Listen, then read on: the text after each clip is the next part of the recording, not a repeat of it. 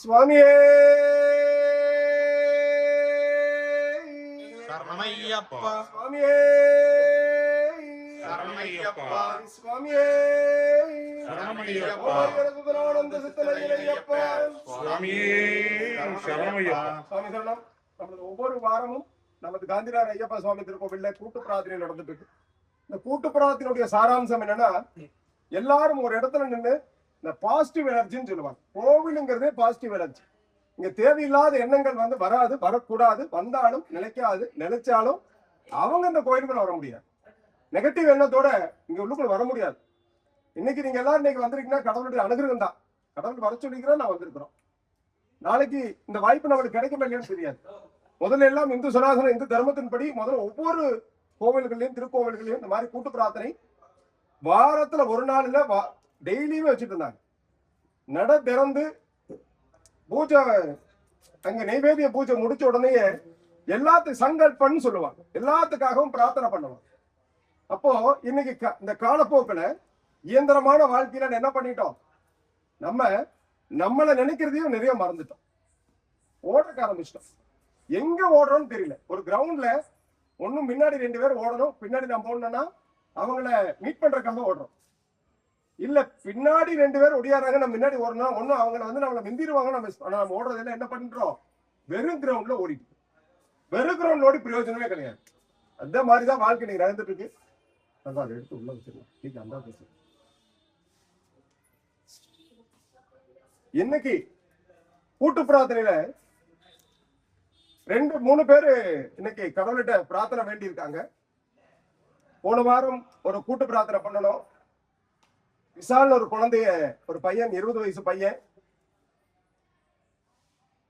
2 பசங்க, சின்ன பையன் ஒண்ணு, பெரிய பையன் ஒண்ணு. இவர் தேர்ட் இயர் முடிச்சுட்டு அடுத்த நெக்ஸ்ட் லெவலுக்கு போறாரு. திடீர்னு ஒரு கேன்சர் கேஎம்சி வச்சுல அட்மிட் ஆயிட்டாங்க. 70 லட்சம் ரூபாய் செலவு பண்ணி, 70 லட்சம். ஆனா அந்த குழந்தையை காப்பாற்ற முடியல. முன்னாடி அந்த குழந்தை தவறிட்டான். பகவான், அதாவது அமாவாசை அன்னைக்கு, கரெக்டா நிறைஞ்ச அமாவாசை அந்த அன்னைக்கு அந்த குழந்தையினுடைய உயிர் போயிடுச்சு. அது வரைக்கும் அவங்க டாக்டர் சொல்லவே இல்லை, இப்ப வரும் அப்ப வரும் சரியாயிடும் அப்படி இப்படின்ட்டு இருந்தாங்க. இந்த வயசானவங்களை தான் கேள்விப்பட்டிருக்கோம், அமாவாசை உயிர் போயிடும், பால் ஊத்தினா உயிர் போயிடும். ஆனால் அந்த பையன், அந்த 20 வயசு பையன், அமாவாசை அன்னைக்கு இந்த வெயிட்டிங், அதாவது கடவுள் அந்த எங்க உலகம் போயிட்டு இருக்கு. நம்ம எதுக்கு, அதாவது நம்ம நிறைய பேர் நினைக்கிறோம் நம்ம வாழ்ற வாழ்க்கை நம்ம குழந்தைக்கு தான், நம்ம உலகமே நம்ம குழந்தை. தயவு செய்து பெத்தவங்க கிட்ட ஒரு சின்ன என்னடா இப்படி சொல்றேன்னு நினைக்க வேண்டாம். நம்மளாலதான் நம்ம குழந்தைங்க வந்திருக்காங்க இந்த பூமிக்கு, ஆனா நமக்காக வரல. இந்த சிங்கமோ புலியோ கரடியோ குழந்தைய பெத்துட்டு ஒரு வயசானதுக்கு அப்புறம் அந்த சிங்கத்தை பின்னாடி போகுது, நான் தான் உனக்கு பெத்தேன், நான் தான் உனக்கு வளர்த்துறேன், எனக்கு வேட்டையாடி கொடுன்னு கேட்கலாம். ஆனா நம்ம மனுஷங்க மட்டும்தான் ஒரு ஸ்டேஜுக்கு மேல குழந்தைகிட்ட எல்லாம் படிக்க வச்சு பெரிய ஆளாக்கி என்ன பண்றோம், அவங்க கிட்ட போய் சில பலன்களை எதிர்பார்க்கிறோம். நான் கஷ்டப்பட்டு பெத்தேன், நான் கஷ்டப்பட்டு வளர்த்துறேன், ரிட்டர்ன் கேட்கிறோம். அது தயவு செய்து கொஞ்சம் விட்டுருங்க. கைகால் சுகத்தை கேளுங்க கடவுள்கிட்ட. உங்களுக்காக சில நேரம் வாழுங்க. வாழ்ற வாழ்க்கை கொஞ்ச நாளைக்கு நாள் நம்ம எப்போ வாழ போறோம்னு தெரியாது. இப்படி இந்த 20 வயசு பையன் இப்படி எல்லாம் போவான்னு தெரியும். நைட்டு 12 மணிக்கு அவங்க வீட்டுல போய் நின்று பாக்குறோம், அந்த ஊரே எல்லாரும் நிக்கிறாங்க, எல்லாரும் அழுகுறாங்க. வாழ்க்கை நிரந்தரமான வாழ்க்கை எங்கேயுமே உலகத்துல இல்லை. கடவுள் என்ன பண்ணி வைக்கிறா, அவ்வளவு ஆரோக்கியமான பையன். அது ஒண்ணு. நாளைக்கு வர புதன்கிழமை அன்னைக்கு ஒருத்தருக்கு வந்து கேஎம்சி வச்சுல ஹார்ட் ஓபன் சர்ஜரி. அவருக்கும் ஒரு பிரார்த்தனை பண்ணிக்கங்க. அவரும் 41 வயசு ஆச்சு, 2 குழந்தை இருக்காங்க அவருக்கு. அந்த அம்மா அவங்க காலையில போன் பண்ணி சொல்லியிருந்தாங்க. அவங்களுக்கு ஒரு கூட்டு பிரார்த்தனை பண்ணிக்கங்க. அதே மாதிரி நிறைய இருக்கிறாங்க. ஜிஹெச்ல எல்லாம் போய் பாத்தீங்கன்னா டெய்லி ஒரு வண்டி எமர்ஜென்சி வந்துட்டே இருக்கும். அவங்களுக்கு ஒரு கூட்டு பிரார்த்தனை பண்ணிக்கங்க. ஒரு பொண்ணுக்கு கல்யாணம் ஆயிருக்கு, வீட்டுக்காரர் சரியில்லை. நம்ம நிறைய பாக்குறோம். அதாவது ஒரு குழந்தைகளை வளர்க்கும்போது பொத்தி பொத்தி வளர்த்துறோம். குழந்தைங்க நம்ம கைக்குள்ளதான் இருக்கும்னு நினைக்கிறேன். என்ன பண்றோம், சில நேரங்கள் சரியில்லாதனால தப்பான ஆட்களுக்கு கல்யாணம் பண்ணி கொடுத்துறோம். அந்த தப்பான ஆட்கள் எப்ப தெரியுதுன்னா வாழும் போதுதான் பொண்ணுக்கு தான் தெரியும். அவர் நல்லவராக, வெளியில எல்லாருமே நல்லவங்க தான், ஹாப்பி மேன், குட் மேன். ஆனால் பேக் சைடு அது அவங்களுக்கு தான், கூட வாழ்றாங்களுக்கு தான் தெரியும். அதனால அவங்க மன வருத்தத்துல ரொம்ப கஷ்டப்பட்டு ஒரு 6 மாசத்துல பிரிச்சுட்டாங்க. அவங்க இப்ப திருப்பியும் ஒரு நல்ல வரன் அமையணுங்கிறதுக்காக பகவான் சங்கல்பம் வச்சிருக்காங்க. அவங்களுக்கு ஒரு கூட்டு பிரார்த்தனை வச்சுக்கங்க. இன்னும் நிறைய பேர் கல்யாணம் ஆகணும். அவங்களுக்கு எல்லாரும் நிறைய, நீங்க கல்யாணம் ஆகாம நிறைய இருக்கிறாங்க. கர்மா, கல்யாணங்கிறது கர்மா, இந்த 2மே அனுபவிச்சு ஆகணும். பாதியில எல்லாம் விட்டு ஓடவும் முடியாது, ஒளியவும் முடியாது கடவுள்கிட்ட. அதனால அவங்களுக்கு ஒரு கூட்டு பிரார்த்தனை வச்சுக்கோங்க. கல்யாணம் ஆகிய குழந்தை இல்லாதவங்க எல்லாம் இருக்கிறாங்க. நிறைய பேர் இங்க வந்து குழந்தை கல்யாணமானவங்க, குழந்தை பிறந்தவங்க நிறைய பேர் இருக்காங்க. நீங்க நிறைய உங்களுக்கு தெரியும். அவங்களுக்கு இங்க நிறைய பேர் மனசுக்குள்ள சொல்லணும் ஏதாவது சங்கடமா இருக்கலாம். அவங்களுக்கு ஒரு வேண்டுதல் நீங்களும் கூட்டு பிரார்த்தனை வச்சுக்கோங்க. நமக்கு இல்லாம யாருக்காக அதாவது பிரத்தியாருக்கு வந்து நம்ம வேண்டிக்கிறோமோ கடவுள் உடனே கேட்பாராம். அதனால பகவான்கிட்ட நீங்களும் கூட்டு பிரார்த்தனை வச்சுக்கோங்க. ஒவ்வொரு சனிக்கிழமையும் நம்ம கோயில அன்னதானம் இருக்கு. உலகத்துல போதும்னு சொல்லக்கூடிய ஒரே தானம் அன்னதானம் தான். வயிறாரும் சொல்லுவாங்க. வெளியில போகாது. யாராவது நீங்க ஒரு 1000 2000 ஒரு 2000 ரூபாய் வந்து கேட்கறாரு, 2000 ரூபாய் கேட்டோன்னு எடுத்து கொடுத்துட்டீங்க. அவர் போக போக என்ன நினைச்சிட்டு போவார் தெரியுமா? நானே நினைச்சிருக்கேன். கேட்டோன்னு கொடுத்துட்டு ஒரு 1000 ரூபாய் கேட்டுக்கலாமோ? அது அந்த பணம் விஷயத்துல. ஆனா சாப்பாடு விஷயத்துல மட்டும் ஒரு ஆளை வீட்டுக்கு கூட்டிட்டு வந்து வயிறார சாப்பாடு போட்டீங்க, அவன் கெடுதல் பண்றவனாக இருந்தாலும் கூட நீங்க போடுற சாப்பாடு என்ன ஆகும்? இந்த நெகட்டிவா வந்து என்ன ஆகும்? பாசிட்டிவா மாத்தி. ஏன்னா வயிறார மனசு அறிஞ்சு போதுங்க போதும் கையெடுத்து கும்பிடுவாங்க. போதுங்க. இந்த வார்த்தை பாசிட்டிவ் எனர்ஜிம்பாங்க. ஒரு அணுசக்தியை விட மிக வீரியமானது, வலிமை வாய்ந்தது இந்த போதும் அப்படின்னு சொல்லக்கூடிய வார்த்தை. அந்த வார்த்தை தான் நம்ம அன்னதான மண்டபத்துல ஒவ்வொரு சனிக்கிழமையும் ஒழிச்சுட்டே இருக்கு. அப்ப நம்ம அந்த இடத்துல உட்காரும் போது என்ன ஆகும்? அந்த பாசிட்டிவ் எனர்ஜி நமக்கு வரும். இங்க யாருமே சாப்பாடு இல்லாம வரல, யார் வீட்லயும் சாப்பாடு இல்லாம வரல. இவ்வளவு பெரிய கோடீஸ்வரர் இருந்தாலும் கூட பசியோட எந்திரிப்போம். காலையில எந்திரிக்கும் போது என்ன பண்ணுவோம்? சாப்பிட்டு எந்திரிக்க மாட்டோம். ஆனால் பசியோட ஒருத்தரும் தூங்கக்கூடாது. கடவுள் வந்து சின்ன வயிற்றுக்கு இருந்தாலும் கூட சாப்பாடு போட்டுதான் தூங்க வைக்கிறார். உலகத்துல எல்லா இடத்துலயும் ஏதோ ஒரு நேரம் சோறு கிடைக்கும். அவனுடைய கர்மாவை பொறுத்து, அவன் செஞ்ச கர்மாவை பொறுத்து அவனுக்கு சோறு கிடைக்குதா இல்லையா அவங்க டிசைட் பண்றான். ஆனால் ஒரு நேரம்னாலும் ஒரு நேரம் அவருக்கு சாப்பாடு கிடைக்கும். அதே மாதிரிதான் நம்ம காந்தி நகர் போய் ஐயப்பன் கோயில் 2020 நம்ம அந்த கோவிட் டைம்ல ஆரம்பிச்ச சாப்பாடு, பொட்ட சாப்பாடு இன்னைக்கு தட்டுல போட்டு சாம்பார் பல விதமான ஐட்டங்கள் கொடுக்குற அளவுக்கு பகவான் கொண்டு வந்திருக்கிறார். அதெல்லாம் உங்களாலதான். ஒன்னே ஒண்ணு தெரிஞ்சுக்கங்க, அன்னதானம் பண்றது மட்டும் புண்ணியம் இல்லை, அந்த போடுற அன்னதானத்தை வேஸ்ட் பண்ணாம சாப்பிடுறோம் பாத்தீங்களா, அது மிகப்பெரிய புண்ணியம். உங்களை அன்னதானம் பண்றவங்களுக்கு எல்லாம் ஒரு வாய்ப்பு கொடுத்துருக்காங்க. சாப்பிடுறவங்க எல்லாம் 1000 பேருக்கு சாப்பாடு சென்று ஒரு ஆள் வரல என்ன பண்றது? அதனால சாப்பிடுறதும் புண்ணியம் பண்ணவங்க, போடுறவங்களை விட சாப்பாடு சாப்பிடுறவங்க தான் புண்ணியம் பண்ணவங்க. அதனால இந்த அன்னதானத்துக்கு அவ்வளவு பெரிய மகத்துவம் இருக்கு. நீங்க வேணா சின்னதை டெஸ்ட் பண்ணி பாருங்க. ஒரு படி சாப்பாடு கையில் எடுங்க. உங்களுக்கு என்னாவது இருந்தால் மன கஷ்டமோ பண கஷ்டமோ இது எதா இருந்ததுன்னா சில மருந்தாக போகட்டும்னு சொல்லிட்டு ஐயப்பான்னு நினைச்சு சாப்பாடு போட்டுப்பாங்க. எப்பவுமே நம்ம இந்து பாரம்பரியத்தில் ஒரு நிகழ்வு இருந்தது. எப்ப பண்ணும்போது போஜன மந்திரம் சொல்லுவாங்க. இல்லைன்னா சின்னதா நெய்வேதியம் பண்ணும்போது கையில வந்து நீர் வந்து விளாவுவாங்க, சுத்தின்னு சொல்லுவாங்க அதுக்கு பேர்லாம். அதெல்லாம் பண்ணி முதல்ல வந்து இந்த சும்மா சாதாரணமா காட்டுக்குள்ள ஒரு விவசாயி சேர்த்து கையில சேர்த்து காலோட வேலை செஞ்சுட்டு இருக்கிற ஆள் என்ன பண்ணுவார்? 11 மணிக்கு சாப்பாடு வரும். அவங்க காலைல 6 மணிக்கே தோட்டத்துக்குள்ள போயிருவாங்க. அந்த சேத்துல கால் வச்சு உழுதுட்டு சாப்பாடு கஞ்சி கலையத்துல கஞ்சி தான் கொண்டு வருவாங்க அந்த அம்மா. ஏன்னா நாங்க இங்கிறதுலாம் கிராமம் பொள்ளாச்சி, நான் நேரடியா பார்த்திருக்கேன். வரும்போது கையை கழுவ மாட்டாங்க, மோட்டர் ஓடிட்டு இருக்கும், இல்லைன்னா ஏத்த இறைச்சிட்டு இருப்பாங்க. சும்மா அப்படி கை கழுவிட்டு கையை வாஷ் பண்ண மாட்டாங்க, சும்மா கழுவிட்டு போய் அப்படியே சாப்பாடு விட்டு வெங்காயம் கடிச்சு சாப்பிடுவாங்க. அவங்க சாமி கும்பிட்டு கொஞ்சம் சாப்பாடு எடுத்து வச்சே சாப்பிடுவாங்க. அந்த காலத்துல எல்லாம் இருந்தது. இந்த காலத்துல ஒரு சின்ன பழமொழி சொல்லுவாங்க, எச்ச கையில கூட காக்காய் ஓட்ட மாட்டாங்க. ஏன்னா எச்ச கையில காக்காய் ஓட்டினா அந்த சாப்பாடு போய் காக்காய் பொறிக்கிட்டு ஓடிடுமா. தானத்துல மிகப்பெரிய தானம் என்னதான். நீங்க எந்த அளவுக்கு தானம் என்னங்க என்னதான் தானம் பண்றதுக்கு 5000 10,000 சார் கிடையாதுங்க. ஒரு 2 கிலோ அரிசி மாசத்துக்கு பிடியரிசி திட்டம் காஞ்சி மகா பெரியவர் கொண்டு வந்திருந்தார். ஒரு டெய்லி சமைக்கும் போது ஒரு பிடி அரிசி எடுத்து நீ அன்னதானத்துக்கு அப்படிதான் ஒரு மூதாட்டி செஞ்சிருந்தாங்க. அன்னைக்கு அன்னதானம் சந்திரமௌலீஸ்வரர் கோயில்ல காஞ்சி மடத்துல அன்னதானம் நடக்குது. யாரெல்லாம் அரிசி பருப்பு கொடுக்க முடியுமோ கொடுங்கன்னு காஞ்சி மகா பெரியவர் சொல்லிக்கிறார். அப்ப எல்லாரும் மிட்டா மிராஸ்தார்ல கொண்டு கொட்டுறாங்க. அங்க ஒரு வயசான பாட்டி பூங்கோதை அம்மான்ட்டு, அந்த அம்மா என்ன பண்ணுவாங்க? வசதி வாய்ப்பு கிடையாது, டெய்லி பூ வித்து சம்பாதிக்கிறவங்க.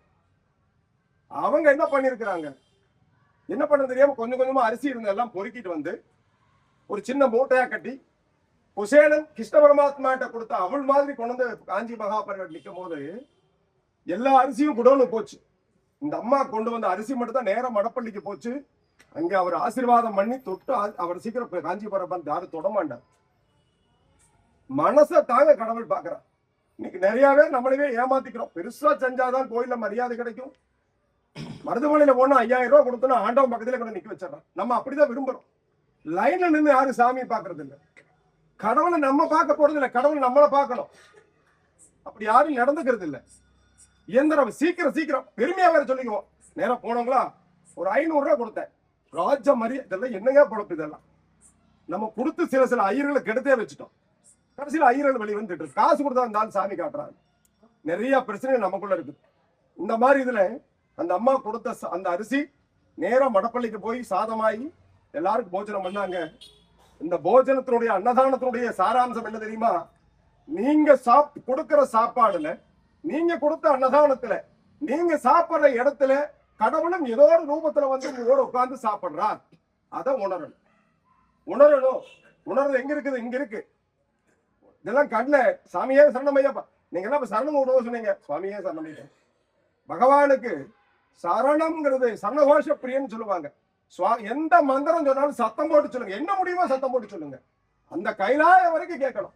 ஹரிஹரபுத்திரன், ஆபத் பாந்தவன், அநாத ரட்சகன் அப்படின்னு 1000 பேர் இருக்கு ஐயப்பனுக்கு. எல்லா கடவுளும் 4 கையோடு இருப்பாங்க. ஒரு ஏதாவது ஒரு பாசாங்குசம் ஏதோ ஒன்று கையில வச்சிருப்பாங்க. ஆனா நித்திய பிரம்மச்சாரியா ஐயப்பன் வந்து பாத்தீங்கன்னா சின்மதுரையோட யோகைய பட்டியும் கட்டி உலக சேமத்திற்காக எல்லாரும் நல்லா இருக்கணும் தவக்கோலத்தில் இருக்கிறார். அதனாலதான் ஐயப்பனுக்கு அவ்வளவு பெரிய மகத்துவம். சுத்தி, அதாவது சுத்தமான தெய்வம். இன்னைக்கு எல்லாம் கலாச்சாரம் மாறி போச்சு. அதனால நம்ம தான் மாத்திட்டோம். அதனால நல்லது நடக்கணும்னு பகவானை வேண்டிக்குங்க. நிறைய பேர் சொல்ல முடியாத கோரிக்கையெல்லாம் கூட இருக்கும். அப்பா அம்மாட்ட சொல்ல முடியாத பிரச்சனைகள் இருக்கலாம். கணவன் தன் மனைவி கிட்ட சொல்ல முடியாது, மனைவி தன் கணவன் கிட்ட சொல்ல முடியாத பிரச்சனைகள் இருக்கலாம். ஒரு நல்ல நட்பு, அருமையான நட்பு, நட்புனா நல்ல நட்பு, எந்த எதிர்பார்ப்பும் இல்லாத நட்பு, அந்த நட்பு கிட்ட சொல்ல முடியாத பிரச்சனையா இருக்கலாம். அப்படி எல்லாம் ஒரு தாயா, தந்தையா, ஒரு அம்மாவா, ஒரு நல்ல நண்பனா பகவானை பாருங்க. ஒரு கடவுளா பார்க்காதீங்க. கடவுளா பார்க்கும்போது டிஸ்டன்ஸை மெயின்டைன் பண்றோம். அப்பாவா அம்மாவா பார்க்கும்போது என்ன பண்றோம்? உண்மையான அப்பா அம்மாவா உண்மையா இருந்தீங்கன்னா கண்டிப்பா நீங்க கேட்கறதெல்லாம் உடனே எடுத்து கொடுக்கக்கூடிய தெய்வம் ஐயப்பன். எல்லா கடவுளும் செய்வாங்க, ஐயப்பனுக்கு மட்டும் இல்ல. ஆனா நம்ம இங்க ஐயப்பன் கோயிலுக்குனால ஐயப்பனை பத்தி சொல்றோம். எந்த இடத்துல போனாலும் உண்மையான வேண்டுதல் மட்டும் வேணுங்க. கடவுள் நீங்க என்ன கொண்டு வரேன்னு பார்க்கல, மனசுல என்ன நினைச்சிட்டு வர, அவனை தூக்கிட்டு வரீங்களான்னு பாக்குறான். அவனை சதா சர்வகாலமும் நினைச்சிட்டு வரீங்களான்னு பாக்குறான். நல்ல பக்தர்களுக்காக ஐயப்பன் ஏங்கக்கூடிய காலம் எல்லாம் இருக்கு. அதனால நம்மளும் நல்ல பக்தராகவும் பகவானை வேண்டிக்குவோம். ஒவ்வொரு சனிக்கிழமையும் அன்னதானம் போடுறோம்.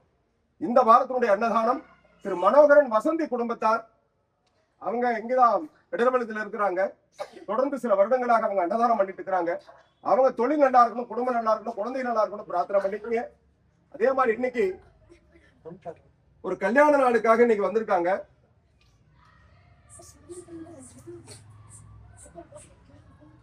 திருமதி திவ்யஸ்ரீ ராஜா பிரணேஷ். இன்னைக்கு வந்து அவங்களுக்கு கல்யாண நாள்.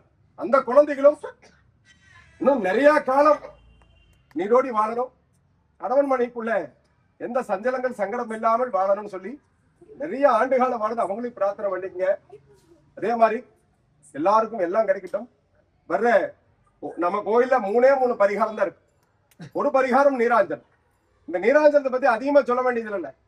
நீராஞ்சனம் யாரெல்லாம் உள் மனசோட, உத்தமையோட, சுத்த மனசோட எந்த பிரார்த்தனையை நினைச்சிட்டு இந்த நீராஞ்சனம் போடுறாங்களோ 100% மேல நடக்குங்கிறது கடவுளுடைய ஐதீகமான சத்தியமான உண்மை. நீராஜனம் பெரிய கோவில உருவானது. நீராஜனத்துக்கு முக்கியத்துவம் கொடுத்து அதே மாதிரி நம்ம கோவில்ல 2வது பூஜை அன்னதான பூஜை. என்ன முடியுமோ தான் இந்த விளக்குக்கு சாட்சியா இந்த மகாலட்சுமின்னு சொல்லுவாங்க விளக்க.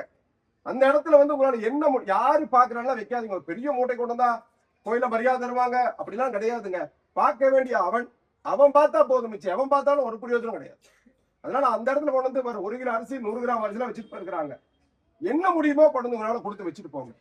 3வது பூஜை ஒவ்வொரு ஞாயிற்றுக்கிழமையும் வருகின்ற 4:30 to 6 மணிக்கு ராகு காலம்.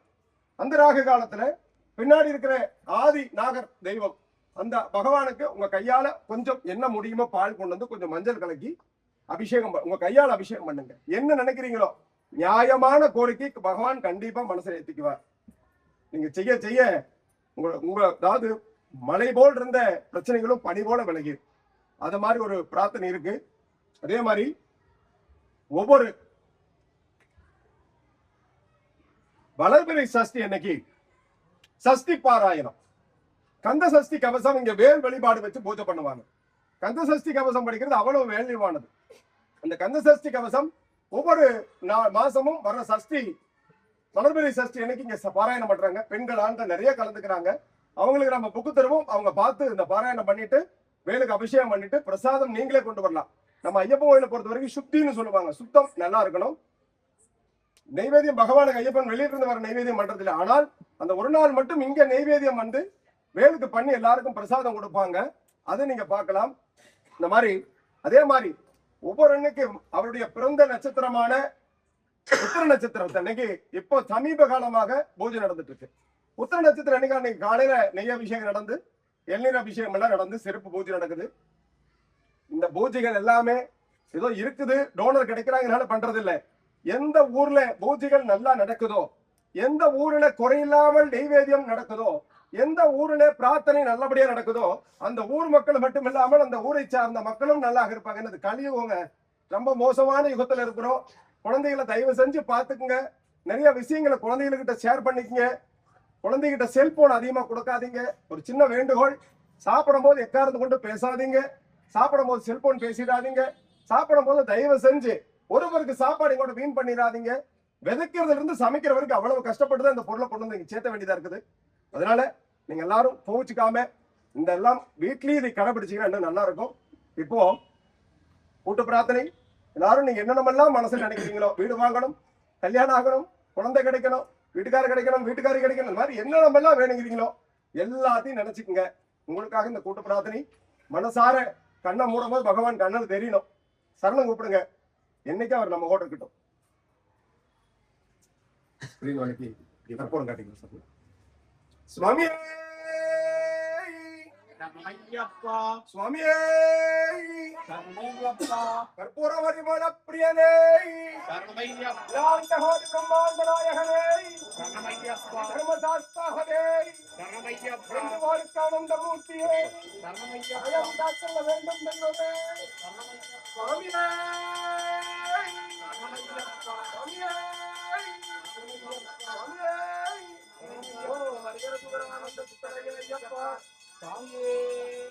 சுவாமியே